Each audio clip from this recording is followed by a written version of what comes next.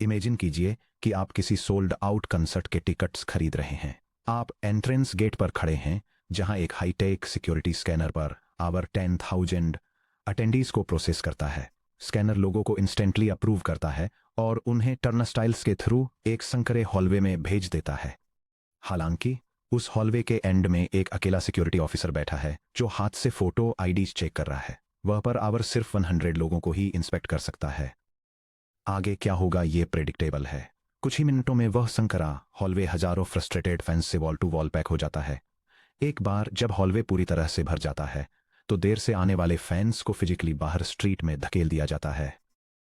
भले ही entry scanner ने flawlessly काम किया और किसी के पास फेक टिकट नहीं था, फिर भी लोगों को सिर्फ इसलिए वापस लौटाया जा रहा है क्योंकि रिसीवर सेंडर की स्पीड के साथ मैच नहीं कर पा रहा है। यह डायग्राम एक layer 2 network buffer overflow scenario को इलस्ट्रेट करता है, जहां 10 गीगाबिट फाइबर पर ट्रांसमिट करने वाला एक हाई स्पीड सेंडर एक काफी स्लोवर 10 मेगाबिट रिसीवर को ओवरवेलम कर देता है, उसकी बफर कैपेसिटी को एक्सीड कर देता है और इनकमिंग नेटवर्क फ्रेम्स को ड्रॉप करवा देता है। प्रीवियस सेक्शन में हमने सीआरसी और हेमिंग कोड्स का यूज करके डैमेज्ड बिट्स की प्रॉब्लम को सॉल्व किया था, लेकिन बिट इंटीग्रिटी सिर्फ आधी लड़ाई है। भले ही हर फ्रेम 100% मैथमेटिकल परफेक्शन के साथ पहुंचे, एक हाई स्पीड ट्रांसमीटर आसानी से रिसोर्स कंस्ट्रेंड रिसीवर को स्वैम्प कर सकता है और उसके मेमोरी बफर्स यानी क्यूज को तब तक भर सकता है जब तक उसके पास इनकमिंग फ्रेम्स ड्रॉप करने के अलावा कोई ऑप्शन न बचे। इस डेटा लॉस को रोकने के लिए data link layer flow control protocols का यूज करती है। फ्लो कंट्रोल एक फीडबैक लूप प्रोवाइड करता है जो रिसीवर को यह गवर्न करने की परमिशन देता है कि सेंडर कितनी स्पीड से ट्रांसमिट कर सकता है। Section break. The mental model, the sliding window assembly line. Modern flow control को समझने के लिए एक high speed factory assembly line conveyor belt को इमेजिन कीजिए।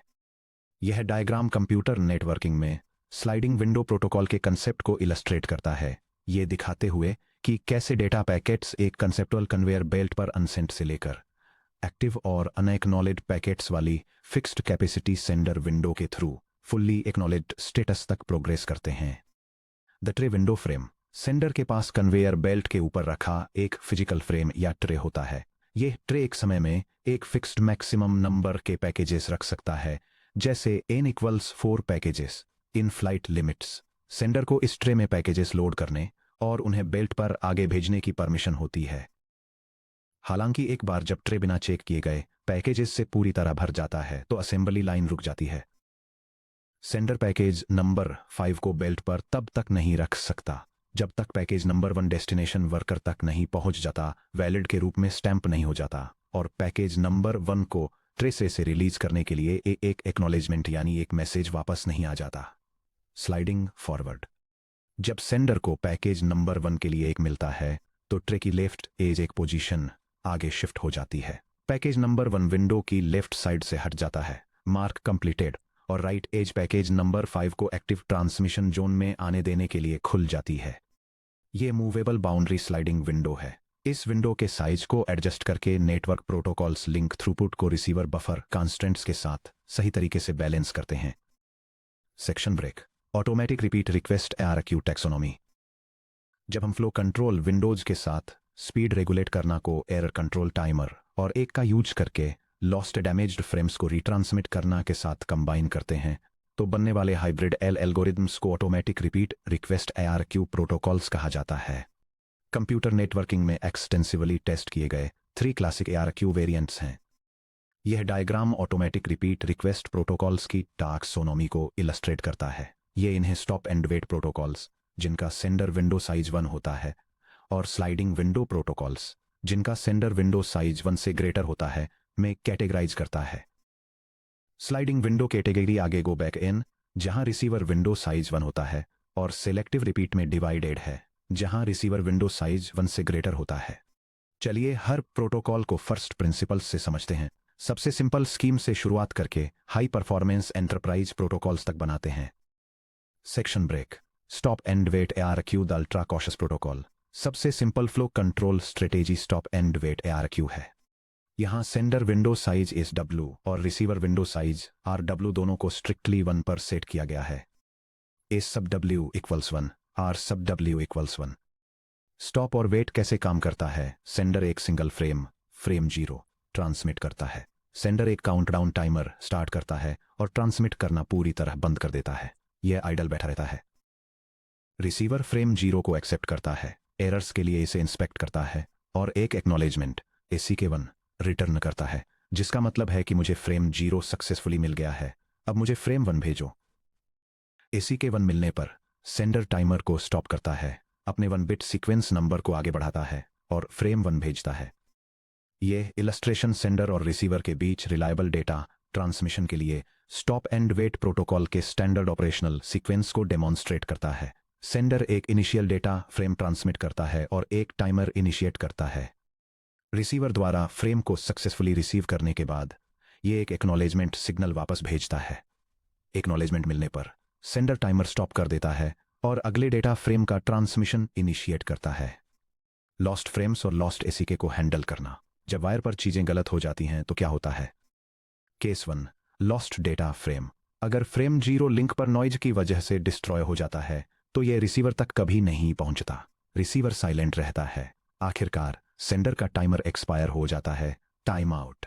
सेंडर फ्रेम 0 को रिट्रांसमिट करता है और अपना टाइमर रिस्टार्ट करता है। Case 2, lost ACK। अगर फ्रेम 0 क्लीनली पहुंच जाता है लेकिन वापस आने वाला ACK1 रास्ते में खो जाता है तो सेंडर का टाइमर आखिरकार एक्सपायर हो जाएगा। सेंडर मान लेता है कि फ्रेम 0 खो गया था और फ्रेम 0 को रिट्रांसमिट करता है। यह डायग्राम दिखाता है कि stop and wait network protocol एक लॉस्ट एक्नॉलेजमेंट सिनेरियो को कैसे हैंडल करता है। सेंडर एक डेटा फ्रेम ट्रांसमिट करता है लेकिन रिसीवर का एक्नॉलेजमेंट रास्ते में लॉस्ट हो जाता है। टाइम आउट पीरियड के बाद सेंडर फ्रेम को रिट्रांसमिट करता है। रिसीवर डुप्लीकेट फ्रेम को डिटेक्ट करता है, पेलोड को डिस्कार्ड कर देता है और कम्युनिकेशन को सिंक्रोनाइज्ड रखने के लिए एक्नॉलेजमेंट फिर से भेजता है। सीक्वेंस नंबर्स क्यों मैंडेटरी हैं? ध्यान दें कि ऊपर दिए गए लॉस्ट ACK सिनेरियो में क्या होता है। जब रिसीवर रिट्रांसमिट किए गए फ्रेम 0 को प्राप्त करता है तो यह सीक्वेंस नंबर 0 का यूज करके रियलाइज करता है, रुकिए, मैंने तो फ्रेम 0 पहले ही प्रोसेस कर लिया था। यह डुप्लीकेट पेलोड को सेफली डिस्कार्ड कर देता है ताकि हायर लेयर एप्लीकेशन को डुप्लीकेट डेटा न मिले, लेकिन यह सेंडर को अनलॉक करने के लिए ACK1 फिर से भेजता है। चूंकि स्टॉप और वेट में फ्लाइट में सिर्फ 1 अनएक्नॉलेज्ड फ्रेम ही होता है, इसलिए इसे सिर्फ 1 बिट सीक्वेंस नंबर जो 0 और 1 के बीच अल्टरनेट करता है की जरूरत होती है। m equals 1 bit implies 2 the power of m equals 2 the power of 1 equals 2 states 0 and 1। Section break. Stop और वेट का mathematical flaw. Link under utilization. हालांकि स्टॉप और वेट सिंपल और रॉक सॉलिड है, लंबी दूरियों पर इसकी परफॉर्मेंस बहुत खराब होती है।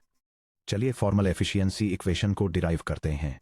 Step by step delay breakdown. एक फ्रेम भेजने और उसका ACK रिसीव करने के लिए 1 कंप्लीट साइकिल के लिए required total round trip time T total है T sub total equals T sub trans plus T sub prop plus T sub ack trans plus T sub prop ack, जहां T trans equals L divided by B data frame का transmission delay है, जहां L equals bits में frame length है, B equals BPS में link bandwidth है, T prop physical medium के across propagation delay है, जिसे distance divided by speed of light in medium की तरह कैलकुलेट किया जाता है।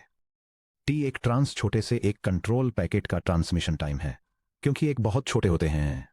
For example 20 bytes versus a 1500 byte data frame, T एक ट्रांस अप्रोक्सीमेटली 0 होता है। T एक equals T prop propagation delay दोनों डायरेक्शंस में सेम होता है। तो टोटल टाइम को सिंपलीफाई करने पर T sub total equals T sub trans plus 2 times T sub prop. Protocol efficiency ईटा। एफिशिएंसी ईटा को यूजफुल ट्रांसमिशन टाइम और स्पेंड किए गए टोटल टाइम के रेशियो के रूप में डिफाइन किया जाता है। Eta equals useful time over total cycle time which equals T sub trans over T sub trans plus 2 times T sub prop. Numerator और डिनोमिनेटर दोनों को T ट्रांस से डिवाइड कीजिए। Eta equals 1 over 1 plus 2 times T sub prop over T sub trans. मान लीजिए A equals T prop divided by T trans propagation delay और transmission delay का ratio है। Eta equals 1 over 1 plus 2a। यह diagram stop and wait network protocol की timeline को दिखाता है, जिसमें नेटवर्क प्रोपेगेशन डिले की वजह से होने वाले एफिशिएंसी लॉस को हाईलाइट किया गया है। ये दिखाता है कि कैसे सेंडर डेटा का अगला पीस ट्रांसमिट करने से पहले रिसीवर से एक्नॉलेजमेंट पैकेट के वापस आने का वेट करते हुए काफ़ी समय आइडलिंग में बिताता है। Section break. Numerical case study, the terrestrial versus satellite reality. चलिए स्टॉप एंड वेट को दो अलग अलग रियल वर्ल्ड सिनेरियो में टेस्ट करते हैं। Scenario A, short campus LAN link. Data frame size L equals 1000 bytes equals 8000 bits. Bandwidth B equals 10 Mbps equals 10 to the 7th power bps. Distance equals 1 kilometer. T-prop equals 5 microseconds equals 0.005 ms. T-subtrans equals 8000 over 10 million, which equals 0.0008 seconds, which equals 0.8 milliseconds. A equals T subprop over T subtrans, which equals 0.005 milliseconds over 0.8 milliseconds, which equals 0.00625. Eta equals 1 over 1 plus 2 times 0.006625, which equals 1 over 1.0125, which is approximately 98.76%. Verdict: excellent efficiency. Stop and wait short LAN पर बढ़िया काम करता है। Section break. Scenario B, high latency satellite WAN link. Data frame size L equals 1000 bytes equals 8000 bits. Bandwidth B equals 1 Mbps equals 10 to the 6th power bps. Distance equals geostationary orbit. T-prop equals 250 ms. T subtrans equal to 8000 divided by 1 million जो equal to है 0.008 seconds जो equal to है 8 milliseconds.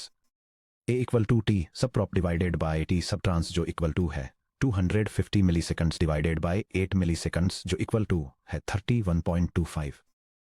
Eta equal to 1 divided by the quantity 1 plus 2 times 30, 1.225 जो equal to है वो है 1 divided by 1 plus 60t, 2.5 जो equal to है 1 divided by 60, 3.5 जो approximately equal to है 1.57%. Verdict: बहुत ही खराब। सेंडर अपना 98.43% टाइम पूरी तरह से आइडल बैठकर डीप स्पेस के पार एक के आने का वेट करने में बिताता है। इस मैसिव इनएफिशिएंसी को सॉल्व करने के लिए हमें सेंडर को इमीडिएट एक का वेट किए बिना लगातार मल्टीपल फ्रेम्स ट्रांसमिट करते रहने की परमिशन देनी होगी। इस टेक्निक को पाइपलाइनिंग कहते हैं। Go back N GBN ARQ the high throughput pipeline. Go back N ARQ link utilization को मैक्सिमाइज करने के लिए पाइपलाइनिंग इंट्रोड्यूस करता है। 1 फ्रेम के बाद रुकने के बजाय सेंडर एन फ्रेम्स तक ट्रांसमिट कर सकता है एक ACK की जरूरत होने से पहले। यह summary go back N sliding window protocol के लिए पैरामीटर कॉन्फ़िगरेशन को आउटलाइन करती है, जिसमें यह हाईलाइट किया गया है कि सेंडर मल्टीपल फ्रेम्स की एक कंटिन्यूअस स्ट्रीम ट्रांसमिट कर सकता है, जबकि रिसीवर सीक्वेंशियल ऑर्डर में एक बार में केवल एक ही फ्रेम स्ट्रिक्टली एक्सेप्ट करता है। The sender window mechanics. Sender size SW equal to N की एक स्लाइडिंग विंडो मेंटेन करता है। विंडो बाउंड्रीज को सीक्वेंस नंबर्स का यूज करके ट्रैक किया जाता है। यह diagram go back N sliding window protocol में सेंडर विंडो स्टेट को इलस्ट्रेट करता है, ये दिखाते हुए कि सीक्वेंस नंबर्स किस तरह कंप्लीटेड एक्नॉलेज्ड फ्रेम्स, एक्नॉलेजमेंट का वेट कर रहे currently in flight outstanding frames और नए फ्रेम्स सेंड करने के लिए अवेलेबल विंडो स्पेस में डिवाइडेड हैं। ASF सेंडर फर्स्ट सबसे ओल्डेस्ट अनएक्नॉलेज्ड फ्रेम का sequence number, ASN sender next send होने के लिए रेडी नेक्स्ट फ्रेम का सीक्वेंस नंबर।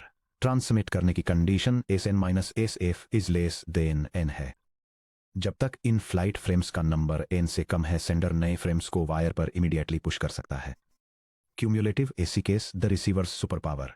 गो बैक n में रिसीवर RW इक्वल टू 1 का विंडो साइज मेंटेन करता है। ये फ्रेम्स को स्ट्रिक्टली सीक्वेंशियल ऑर्डर 0, 1, 2, 3 वगैरह में एक्सपेक्ट करता है। हर सिंगल फ्रेम को इंडिविजुअली एक्नॉलेज करने के बजाय GBN क्यूमुलेटिव एक्नॉलेजमेंट्स पर रिलाई करता है। क्यूमुलेटिव ACK प्रिंसिपल रिसीवर द्वारा इश्यू किए गए एक ACK का मतलब है मैंने फ्रेम के M के -1 तक और उसे इंक्लूड करते हुए सभी फ्रेम्स सक्सेसफुली रिसीव कर लिए हैं। मैं अब फ्रेम के एक्सपेक्ट कर रहा हूं। एडवांटेज: अगर ACK1, ACK2 और ACK3 भेजे जाते हैं, लेकिन ACK1 और ACK2 रास्ते में लॉस्ट हो जाते हैं, जबकि ACK3 सेफली पहुंच जाता है, तो सेंडर जानता है कि फ्रेम्स 0, 1 और 2 सभी क्लीनली रिसीव हो गए थे। ACK3 का अराइवल इसके पहले की हर चीज को इम्प्लिसिटली एक्नॉलेज कर देता है। GBN में error handling the go back N retransmission. क्या होता है जब GBN स्ट्रीम के बीच में एक सिंगल फ्रेम करप्ट या लॉस्ट हो जाता है। क्योंकि RW=1 है, रिसीवर किसी भी आउट ऑफ ऑर्डर फ्रेम को एक्सेप्ट करने से मना कर देता है। अगर फ्रेम 2 वायर पर ड्रॉप हो जाता है, लेकिन फ्रेम 3, फ्रेम 4 और फ्रेम 5 सही से पहुंच जाते हैं, तो रिसीवर चुपचाप फ्रेम 3, 4 और 5 को डिस्कार्ड कर देता है। Her out of order frame drop होने पर रिसीवर एक 2 फिर से भेजता है, ये रिपीट करते हुए कि वह अभी भी फ्रेम 2 का बेसब्री से वेट कर रहा है। सेंडर सबसे पुराने अनएक्ट फ्रेम एसएफ के लिए एक सिंगल टाइमर चलाता रहता है। जब फ्रेम 2 के लिए वह टाइमर टाइम आउट होता है, तो सेंडर की विंडो अपना कर्सर रीसेट करती है। ये गो बैक एंड स्टेप्स करके फ्रेम 2 पर जाती है और फ्रेम 2, फ्रेम 3, फ्रेम 4 और फ्रेम 5 को दोबारा रिट्रांसमिट करती है। यह डायग्राम एरर रिट्रांसमिशन के लिए गो बैक एंड प्रोटोकॉल टाइमलाइन को इलस्ट्रेट करता है। यह एक सेंडर को रिसीवर को सीक्वेंशियल फ्रेम्स ट्रांसमिट करते हुए दिखाता है। जब ट्रांजिट में फ्रेम 2 लॉस हो जाता है, तो रिसीवर आउट ऑफ ऑर्डर होने के कारण फ्रेम 3 को डिस्कार्ड कर देता है और लास्ट सक्सेसफुली रिसीव्ड फ्रेम के लिए एक्नॉलेजमेंट को रिपीट करता है। फ्रेम 2 के लिए टाइमर एक्सपायर होने पर सेंडर वापस जाता है और फ्रेम 2 के साथ सभी सबसीक्वेंट फ्रेम्स को रिट्रांसमिट करता है, जिन्हें फिर रिसीवर द्वारा सक्सेसफुली एक्सेप्ट कर लिया जाता है। Section break. Sequence number space इस W2 the power of m-1 से लेस से देन या इक्वल टू 2 क्यों होता है? अगर हम सीक्वेंस नंबर्स के लिए m बिट्स का यूज करते हैं, तो हमारे अवेलेबल सीक्वेंस नंबर्स की रेंज 0 से 2 to the power of m-1 तक होती है। गेट एग्जाम्स में पूछा जाने वाला एक क्लासिक क्वेश्चन है, m बिट सीक्वेंस नंबर का यूज करके गो बैक n के लिए maximum allowed sender window size SW क्या है? आंसर है S sub W equal to 2 to the power of m-1। SW2 to the power of m के equal क्यों नहीं हो सकता? चलिए इसे एक सिंपल काउंटर एग्जाम्पल से प्रूव करते हैं। Proof SW2 to the power of m के इक्वल क्यों नहीं हो सकता?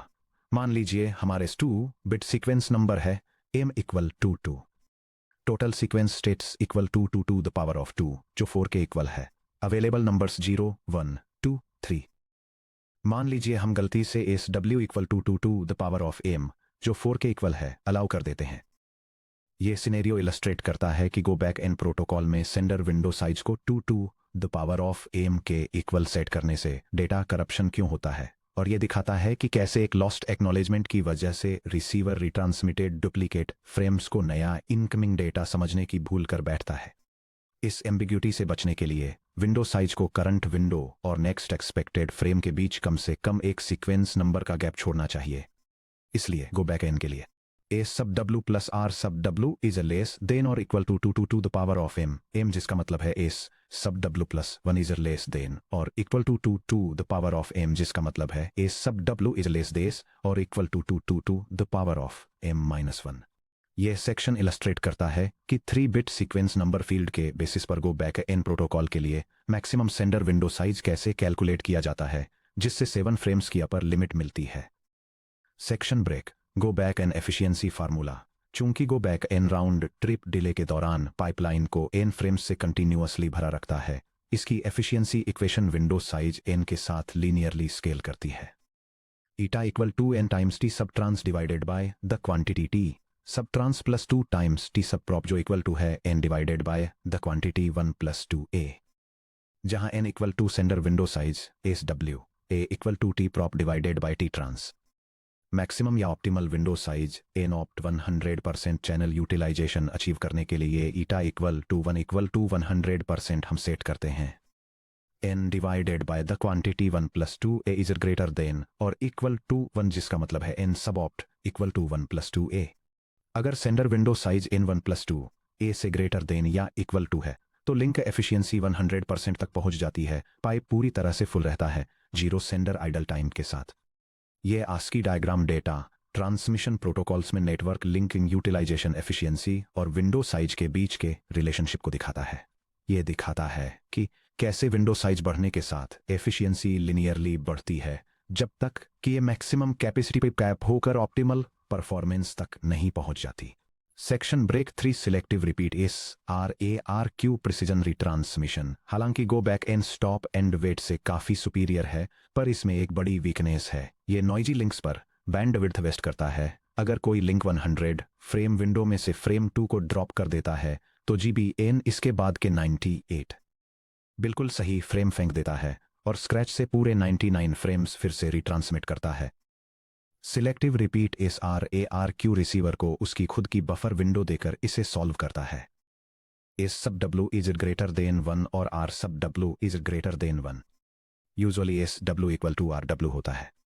यह टेक्स्ट कंप्यूटर नेटवर्किंग में सेलेक्टिव रिपीट प्रोटोकॉल के लिए स्लाइडिंग विंडो पैरामीटर्स को डिफाइन करता है, यह स्पेसिफाई करते हुए कि सेंडिंग और रिसीविंग दोनों window size sequence number bit length के बेसिस पर बराबर कैलकुलेट किए जाते हैं ताकि out of order frame buffering allow हो सके।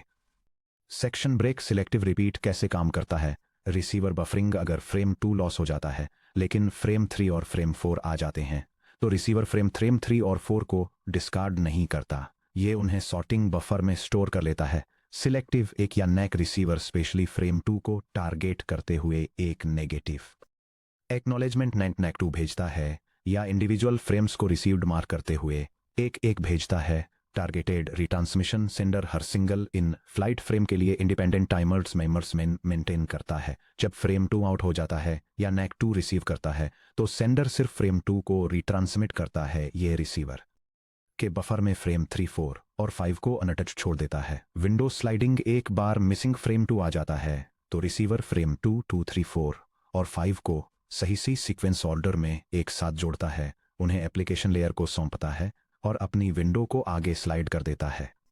यह डायग्राम कंप्यूटर नेटवर्किंग में एरर कंट्रोल के लिए सेलेक्टिव रिपीट प्रोटोकॉल को इलस्ट्रेट करता है। सेंडर फ्रेम्स 0 से 3 तक सीक्वेंस में ट्रांसमिट करता है।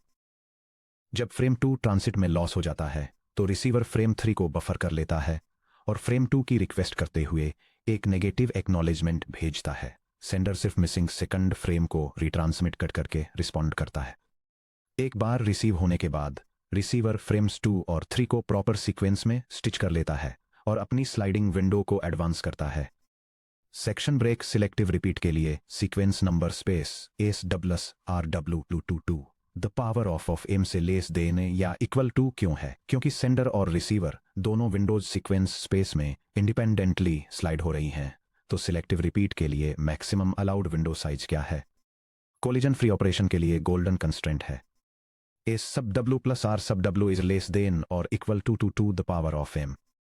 चूंकि प्रोटोकॉल्स लगभग यूनिवर्सल लेवल पर सेंडर और रिसीवर विंडो साइज को एक दूसरे के इक्वल सेट करते हैं, S W equal to R W equal to n plus n is less than और equal to the power of m, जिसका मतलब है two n is less than और equal to the power of m, जिसका मतलब है n is less than और equal to the power of the quantity m-1। यह एग्जाम्पल डेमोन्स्ट्रेट करता है कि 3 बिट सीक्वेंस नंबर का यूज करके कंप्यूटर नेटवर्किंग में सिलेक्टिव रिपीट प्रोटोकॉल के लिए मैक्सिमम अलाउएबल सेंडर और रिसीवर विंडो साइजेज को कैसे कैलकुलेट किया जाता है। इस W greater than to the power of m- SSR में डेटा करप्शन का कारण क्यों बनता है। चलिए देखते हैं क्या होता है अगर m equal to 2 sequence numbers 0, 1, 2, 3 और हम greedily SW equal to RW equal to 3 set कर देते हैं जो n लेस देन और equal to the power of 2-1 equal to 2 को वायलेट करता है। ये डिस्क्रिप्शन कंप्यूटर नेटवर्किंग में selective repeat protocol overlap ambiguity bug को इलस्ट्रेट करता है, जहां लॉस्ट एक्नॉलेजमेंट्स के कारण ओवरलैपिंग विंडो वाला रिसीवर रिट्रांसमिटेड फ्रेम को नए डेटा के रूप में मिस इंटरप्रेट कर लेता है। इस W equal to R W equal to the power of m-1 cap करने से worst case packet loss scenario के दौरान रिसीवर की विंडो और सेंडर की अनएक्नॉलेज्ड विंडो कभी भी सीक्वेंस स्पेस में ओवरलैप नहीं कर सकती हैं। Section break comprehensive protocol comparison matrix. यहां दिया गया है कि तीनों ARQ प्रोटोकॉल्स आपस में कैसे कंपेयर होते हैं। यह table 3 automatic repeat request data link protocol stop and wait go back N और सेलेक्टिव रिपीट को कंपेयर करती है। इसमें सेंडर और receiver window sizes, sequence number limits, retransmission triggers और scope, out of order frame handling, receiver buffer memory requirements, acknowledgement types और overall efficiency जैसे parameters के आधार पर उनके की डिफरेंसेस को आउटलाइन किया गया है। Section break bandwidth delay product BDP और optimal windowing. Modern high speed engineering में विंडो साइजिंग इतनी क्रूशियल क्यों है। किसी नेटवर्क पाथ के बैंडविड्थ डिले प्रोडक्ट BDP पर विचार कीजिए। BP equal to bandwidth in bits per second times round trip time RTT in seconds. BDP data के उस टोटल वॉल्यूम को रिप्रेजेंट करता है जो किसी भी सिंगल इंस्टेंट पर फिजिकल वायर फाइबर के अंदर इन फ्लाइट रह सकता है। यह नेटवर्क पाइप का वॉल्यूम है। यह डायग्राम कंप्यूटर नेटवर्किंग में बैंडविड्थ डिले प्रोडक्ट के कॉन्सेप्ट को इलस्ट्रेट करता है, जिसमें डेटा को सेंडर से रिसीवर तक ट्रैवल करते हुए और वापस एक्नॉलेजमेंट सिग्नल्स आते हुए दिखाया गया है, ताकि यह डिमॉन्स्ट्रेट किया जा सके कि कैसे एक सिंगल राउंड ट्रिप टाइम में टोटल नेटवर्क पाइप कैपेसिटी को मेजर किया जाता है। बिना रुके मैक्सिमम थ्रूपुट अचीव करने के लिए आपका सेंडर विंडो साइज बिट्स में कम से कम बैंडविड्थ डिले प्रोडक्ट +1 पैकेट के इक्वल होना चाहिए। W sub bits is greater than or equal to BDP plus L, which equal to open parenthesis B times 2T sub prop close parenthesis plus L। Frame length L से divide करने पर W sub frames is greater than or equal to the fraction B times 2T sub prop over L plus 1, which equal to 2A plus 1, which equal to N sub opt। अगर आपके protocol का sliding window size N opt से छोटा है, तो आप महंगे fibre optic bandwidth को पूरी तरह से अनयूज्ड छोड़ रहे हैं। Section break. GATE exam spotlight. Solved numeric problems.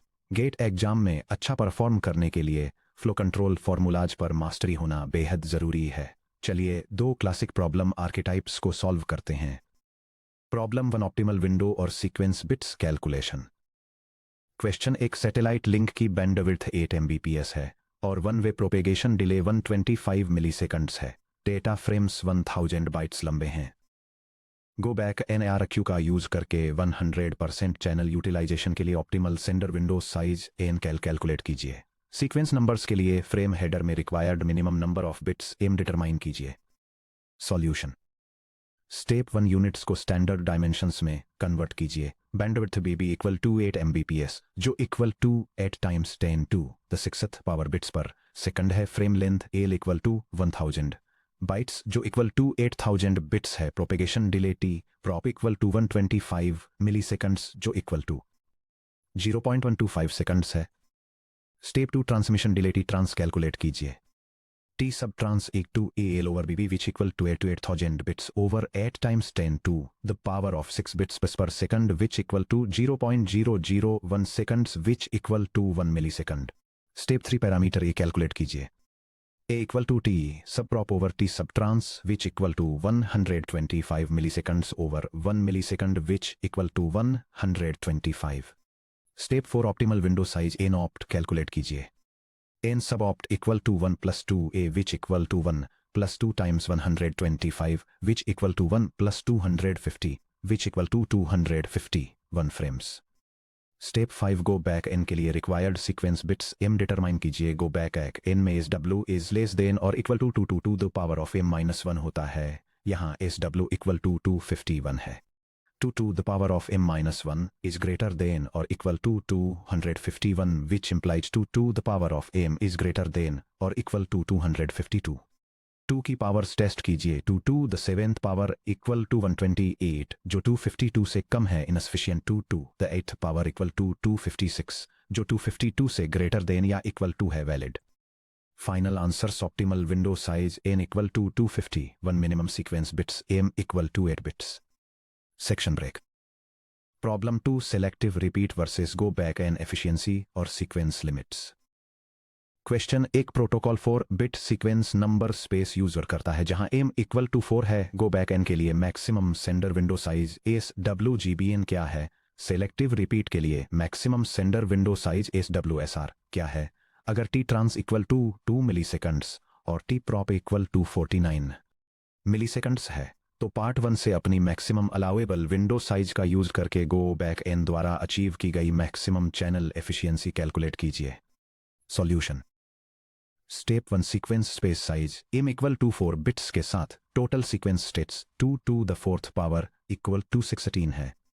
Step 2, window sizes go back N के लिए इस sub WGBN equal to 2 to the power of M-1 equal to 16 - 1 equal to 15। Selective repeat के लिए इस sub WSR equal to 2 them -1 equal to 2 the 4 - 1 equal to 2 cubed equal to 8।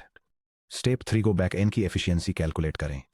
A equal to T sub prop over T sub trans, which equal to 49 milliseconds over 2 milliseconds, which equal to 24.5। n sub opt equal to 1 plus 2a, which equal to 1 plus 2 times 24.5, which equal to 1 plus 49, which equal to 50. चूंकि हमारी actual window size है n equal to 15, n opt equal to 50 से कम है, efficiency है eta equal to n over 1 plus 2a, which equal to 15 over 1 plus 49, which equal to 15 over 50, which equal to 0.30, which equal to 30%. Final answers is sub WGBN equal to 15, is sub WSR equal to 8, efficiency theta equal to 30%.